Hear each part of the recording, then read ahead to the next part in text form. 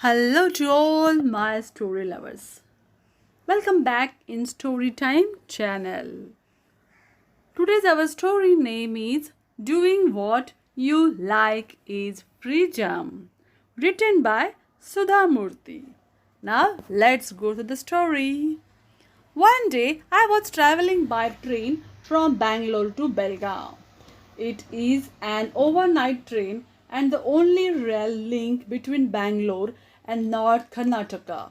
I was traveling by second class as that's where one can meet lots of people who are eager to talk. I have noticed the more expensive the ticket, the lesser the co-travelers speak. As I settled down in my seat, I glanced at the opposite berth. There was a small family of husband, wife, and son. The son was about 18 or 19 years old and probably going to college. The family was obviously quite well off. I sat and watched them. The parents were giving numerous instructions to their son. It's very cold. Why don't you wear a sweater? Are you hungry? Shall I serve food? We have got three berths, lower, middle and upper. Which one would you want to take? Have you brought your bathroom slippers? If you are going to bathroom, please use them. And so on. The young boy looked ill at ease and at all their attention, particularly in front of the stranger, but was obeying and answering them reluctantly. Then the father asked the mother, "Did you bring some old clothes? I want to clean these seats. They look dirty." The mother answers, "How many times have I told you make reservations early? But you never listen to me. If you had booked the tickets earlier, we could have gone by first class or second AC. People like us travel in those compartments and they are maintained better. Not like this second class where every Tom, Dick, and Harry travels." The father bowed his head and answered, "Nowadays there's so much rush for tickets for the higher classes. I did not realize that. Normally we travel by air, so I underestimate the situation. Unfortunately, this Belgaum does not have an air connection." By now, since I knew they were also traveling up to Belgaum and we were going to be together till 8 o'clock the next morning, I struck up a conversation with them. "Are you going to Belgaum for the first time?" They looked at me with some surprise, but the woman was eager to talk. "Yes, we have never gone there before. My son has got admission in the Belgaum Medical College. We have heard it is a good college. Do you know anything about it?" "Yes, it is a good college." "How do you know?" "Because I belong to that area." After this, they were eager to talk to me as they wanted to know more about the town. The man introduced himself. "I am Rao. I am a CA in Bangalore. This is my wife Ragini. She is an MA in home science. That's my son Puneet, who is going to be medical student." He gave me his card. By now the train had started moving. Even before it left Bangalore city, they had opened their dinner box. It was a huge tiffin carrier and many items were placed in it. The mother laid table mats on the berth and placed steel plates. It was as if she was serving dinner at home. There were two sabjis, two kinds of dal, roti, rice, and a dessert. It was an 8-course meal. I watched them in amazement. The son sat down quietly for his meal, but before he could touch his plate, his mother said, "Take the Dettol soap, wear your bathroom slippers, carry this towel, wash your hands, and come for dinner." When he left, his father explained to me, "Puneet is our only son. We have brought him up very well. We wanted to him study medicine in some college in Bangalore, but unfortunately he got admission in Belgaum. We have never sent him alone anywhere. This is the first time we are leaving him.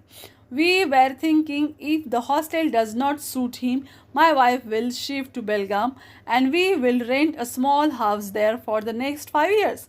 I will stay in Bangalore and meet them once a week. For children's sake, parents have to make sacrifices. His voice broke. I could see tears in the lady's eyes. I could understand their pain at their only son leaving home. It is always difficult time for parents, but it is also inevitable. How long can you keep birds in cage when their wings are strong and they are ready to fly? We can give our children only two things in life which are essential: strong roots and powerful wings. Then they may fly anywhere and live independently. Of all the luxuries in life, the greatest luxury is getting freedom of the right kind. Now the mother joined in. They were clearly very upset and worried. They wanted to share their grief with somebody, even though I was unknown to them. Our son is very dear to us. I was a lecturer in the college, but I left my job after his birth. Many of my colleagues have become principals in other colleges, but I was determined to bring up my son very well. The husband said, I had a good practice in Tumkur district and I own plenty of land there, but I decided to shift to Bangalore for Puneet's studies. I visit my farm once in a while. I bought an apartment next to his school. I don't go anywhere without my family. I take his lunch to school every day. Then I talk to his teacher regarding his performance. I have also enrolled him in different evening classes. He learns chess as it is good for the brain, karate to protect himself, and cricket, which is well respected game. I could not control my laughter. I felt pity for the child. I asked, what about music, general knowledge, and debating? Oh, we don't require all this. When he was born, we decided he should become a doctor. What is his choice? Our choice is his choice. He is only a child. What does he know about the outside world? By that time, the child came back and they started eating their dinner. After finishing, the parent decided he should sleep on the lower berth. Immediately, a bed was made by the father. He spread a snow white bedsheet and air pillow, and the boy was made to lie down and was covered with Kashmiri shawl. I hope you don't mind. We want to switch off the lights. My son cannot sleep with the lights on. The gentleman switched off the light without even waiting for my reply. I was left sitting alone without dinner and not feeling in the least sleepy. I was wondering what Puni's mother would do when he got married. They seemed to have forgotten that he was an independent person who could take his own decision with some love and guidance. Instead, they were bombarding him with their own ideas and opinions.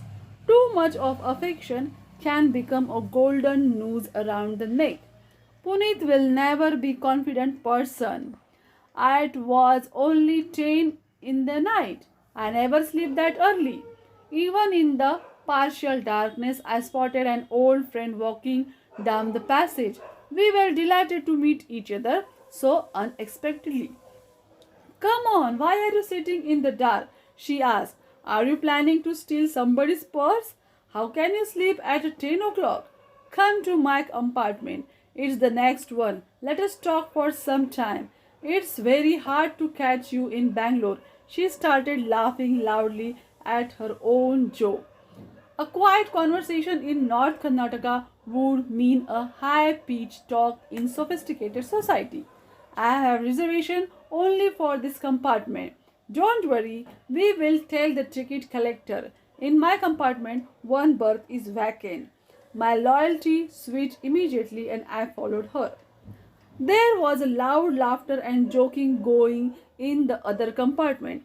Some other friends of mine were also there. We sat and remembered our college days and made fun of each other. In the midst of middle-aged people, there was a young boy sitting. He too was very jolly with enormous energy. When all of us opened our tiffin boxes, the boy offered everyone bananas from his bag.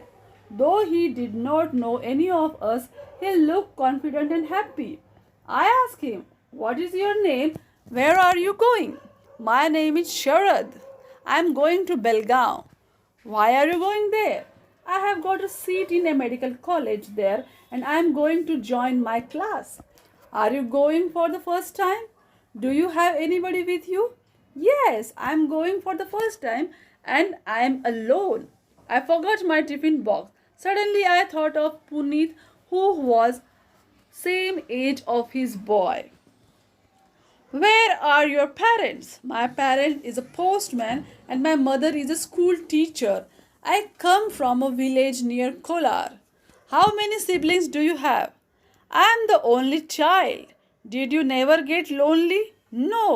Since both my parents were working, I knew all the neighbors. After school, I would visit one house every day. All those children I used to visit become like my brothers and sisters. I wanted to know what all subjects he studied in school. My father being a postman, I learned cycling at a very young age. In the evening, I did some extracurricular activities. My father always told me, "In life, extremes are bad. It is better if one takes the middle path, so one should know a little bit of music, sports, social activities." This helped me a lot. Now I can travel anywhere without a problem because I know four languages: English, Kannada, Hindi, and Telugu. I can swim and sing. I was in NCC, so I traveled too many places with my bat. How did you do in your exam? I think I did fairly well. I got seat in Belgaum Medical College. Didn't I? It's not very expensive. It is expensive. My parents have sacrificed a lot. I have taken a bank loan. I am confident I will repay the loan once I start working. Tell me, for a young person, what do you think is the most important thing? It's freedom. Freedom to choose your own life. Freedom to pursue your own interests. Freedom to enjoy your own likes, provided they are not harmful to you and the society.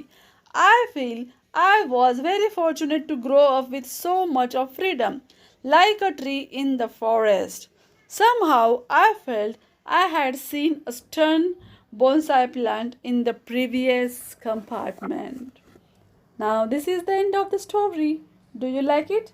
Then comment it. Subscribe my channel. Bye bye.